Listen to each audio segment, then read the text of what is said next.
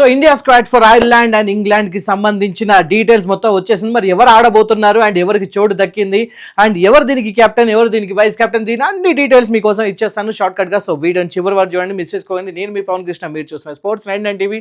And yes, మొత్తానికి అయితే అందరు ఎక్స్పెక్ట్ చేస్తున్నట్టుగానే వైభవ్ సూర్యవంశీకి ప్లేయర్స్ ఖరారు అయిపోయింది అనమాట. సో ఇక్కడ ఒక మంచి రికార్డ్ కూడా వచ్చేసింది అనమాట, youngest player to be picked for team India men's అనమాట. ఇంతకుముందు ఈ రికార్డ్ వచ్చేసి మన సచిన్ టెండూల్కర్ పేరు మీద ఉండేది. 16 years 221 days అప్పటికి ఆయన సెలెక్ట్ చేసినప్పటికీ ఆయన ఏజ్. బట్ ఇక్కడ Vaibhav Suryavanshi age just 15 years. Just ఒకసారి ఆలోచించండి, సచిన్ టెండూల్కర్ 24 years తీసుకున్నారు ఒక 100 centuries చేయడానికి. అండ్ వైభవ్ సూర్యవంశీకి ఇక్కడ కూడా తనకు కూడా ఆల్మోస్ట్ లైక్ 24 years టైం ఉంది 100 centuries చేయడానికి. సో వైభవ్ సూర్యవంశీ ఆ 100 centuries కొడతాలా లేదా కామెంట్ చేయడం మర్చిపోదు. సో ఎనీహౌ వైభవ్ సూర్యవంశీకి మంచి ప్లేస్ అయితే వచ్చేసింది.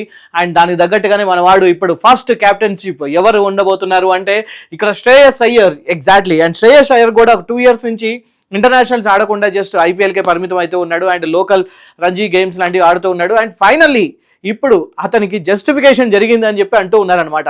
ఎందుకంటే మనం అందరం చూస్తూ ఉన్నాం, లాస్ట్ టైం ఒకసారి లైక్ అహ్మదాబాద్లో వన్డే వరల్డ్ కప్ మన వాళ్ళు మిస్ చేసుకున్నప్పుడు కూడా 2024లో అప్పుడు కూడా చాలా మంది బాధపడడం జరిగింది, అరే మ్యాచ్ మిస్ అయిందని. కానీ అప్పుడు కూడా చాలా కష్టపడ్డాడు.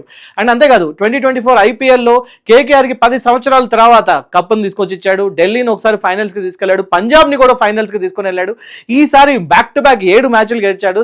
తర్వాత లాస్ట్లో 6 మ్యాచ్ ఓడిపోయినప్పటికీ కూడా తన పెర్ఫార్మెన్స్ ఎక్కడ కూడా తగ్గలేదు. ఇన్ఫాక్ట్ నెక్ టు నెక్ మ్యాచెస్లో అక్కడ ఓడిపోవడం మాత్రం జరిగింది. సో అందుకోసమే కావచ్చు తనకున్న కమిట్మెంట్ని దృష్టిలో పెట్టుకొని BCCI chief selectors Ajit Agarkar ఒక మంచి అవకాశాన్ని అయితే ఇచ్చారు. సో మన సర్పంచ్, పంజాబ్ మొత్తం ముద్దుగా సర్పంచ్ అని పిలుచుకుంటారు. సో ఇప్పుడు టీమిండియాకి సర్పంచ్ అయిపోయాడు మన one and only Shreyas Iyer. And ఇక్కడ ఇంకొక విషయం మనం మాట్లాడుకోవాలి, వైభవ్ సూర్యవంశీ వచ్చేసి 1028 రన్స్ చేశాడు ఇప్పటి వరకు ఐపీఎల్లో. అండ్ తన స్ట్రైక్ రేట్ వచ్చేసి 230 మెయింటైన్ చేశాడు. కాబట్టి అదే స్ట్రైక్ రేట్ ఇక్కడ కంటిన్యూ చేస్తాడా లేదా అనేది కూడా మనం ఇక్కడ చూడాల్సి ఉంటుంది. అండ్ ఒకసారి ఇండియన్ స్క్వాడ్ ఒకసారి చూసుకుంటే ఫర్ ఇంగ్లాండ్కి సంబంధించిన టీమ్ డీటెయిల్స్ ఇది. Shreyas Iyer captain, Tilak Varma vice captain. Yes, Tilak Varma మనకి ఇప్పుడు ఒక వైస్ కెప్టెన్ గా కనిపిస్తున్నా అంటే మన తెలుగు అబ్బాయి రానున్న రోజులు ఒక కెప్టెన్ గా మనం చూసే అవకాశాలు కనిపిస్తుంది. రవి బిష్నాయ్, అభిషేక్ శర్మ, నితీష్ కుమార్ రెడ్డి మన తెలుగు అబ్బాయి అగైన్, మొహమ్మద్ సిరాజ్ మన Hyderabadi, Sanju Samson, Axar Patel, Harshit Rana, Ishan Kishan, Washington Sundar, Harshdeep Singh, Shivam Dube, Varun Chakravarthy, Prince Yadav and Vaibhav Suryavanshi. So ఇదనమాట మన ఇంగ్లాండ్కి సంబంధించిన T20 సిరీస్కి సెలెక్ట్ అయిన మన టీమ్ ఇండియా అని చెప్పి అనుకోవచ్చు. అండ్ ఇంగ్లాండ్ తర్వాత ఐర్లాండ్కి సంబంధించిన టీమ్ ఇండియా స్క్వాడ్ ఒకసారి చూసుకుంటాం కనుక again Shreyas Iyer captain, Tilak Varma vice captain, Ravi Bishnoi, Abhishek Sharma, Nitish Kumar, Mohammed Siraj, Sanju Samson, Axar Patel, Harshit Rana, Ishan Kishan, Washington Sundar, Harshdeep Singh, Shivam Dube, Varun Chakravarthy, Prince Yadav and Vaibhav Suryavanshi again. So 2 మ్యాచ్లలో కూడా ఇదనమాట సంగతి, కొంచెం ఒకరిద్దరు చేంజ్ తప్ప మిగతా అంతా కూడా సేమ్ టు సేమ్ అనమాట. సో వీళ్ళతోని మనం T20లో ఇంకా కంటిన్యూ చేయబోతున్నాం. మొత్తానికైతే వీళ్ళందరూ కూడా T20లో అదరగొట్టిన వాళ్ళే, వీళ్ళందరూ కూడా లైక్ మంచి స్టాటిస్టిక్స్ ఉన్న వాళ్ళే, మంచి ఆల్రౌండర్స్ కూడా ఇక్కడ తీసుకొని వచ్చారు. అండ్ అక్షర్ పటేల్ మనందరికీ తెలిసిందే చాలా మంచి ఎకానమీని మెయింటైన్ చేస్తూ ఉన్నాడు కాబట్టి అది ఇక్కడ కంటిన్యూ చేసే అవకాశం కూడా కనిపిస్తుంది. అండ్ ఇషాన్ కిషన్ హైదరాబాద్ తరపున ఎంత చక్కగా ఆడాడో మనం చూసాం. And in fact captain Pat Cummins లేనప్పుడు ఆ లోటుని కూడా భర్తీ చేశాడు, టీంని ముందుకు తీసుకుని వెళ్ళాడు. అండ్ థర్డ్ డౌన్లో వచ్చినా కూడా మంచి స్కోర్ చేయడానికి ఎప్పుడైనా కూడా ముందుండి చాలా చక్కటి స్కోర్ చేస్తూ వచ్చాడు అనమాట Ishan Kishan. And top order రమ్మన్నా కానీ లేకపోతే సెకండ్ బ్యాటింగ్ కానివ్వండి, థర్డ్ బ్యాటింగ్ కానీ ఏ నెంబర్ అయినా సరే ఇషాన్ కిషన్ చాలా మంచి అడాప్ట్ చేసుకుంటూ ఉంటాడు.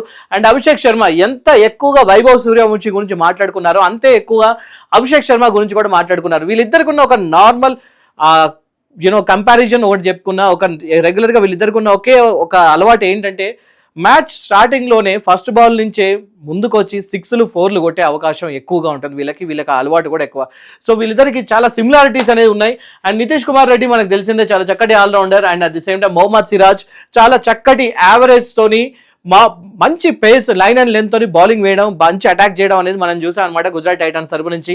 ముఖ్యంగా అంత చక్కగా బౌలింగ్ వేస్తూనే డాట్ బాల్స్ ఎక్కువ వేయడంలో సిద్ధవస్తాడు. కాబట్టి ఈ T20లో ఎక్కువ శాతం ఇటు పవర్ ప్లేలో కానీ డెత్ ఓవర్లు కానీ కంట్రోల్ చేసేది ఎవరంటే మొహమ్మద్ సిరాజ్. అండ్ మిడిల్ ఓవర్స్లో ఎవరు కంట్రోల్ చేయబోతున్నారంటే అక్షర్ పటేల్ అండ్ నితీష్ కుమార్ రెడ్డి.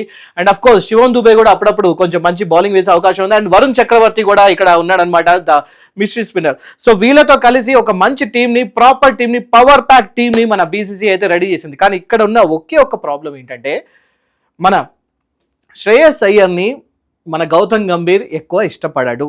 గౌతమ్ గంభీర్కి ఇష్టమైంది ఎవరు అంటే ఇక్కడ సంజు శాంసన్ని లేదా ఇషన్ కిషన్ని ఎవరినైనా మనం సజెస్ట్ చేయొచ్చు కదా అన్నట్టుగా ఉంది. ఎందుకంటే శ్రేయస్ అయ్యర్ చేసిన కొన్ని కామెంట్స్ గౌతమ్ గంభీర్కి నచ్చలేదు.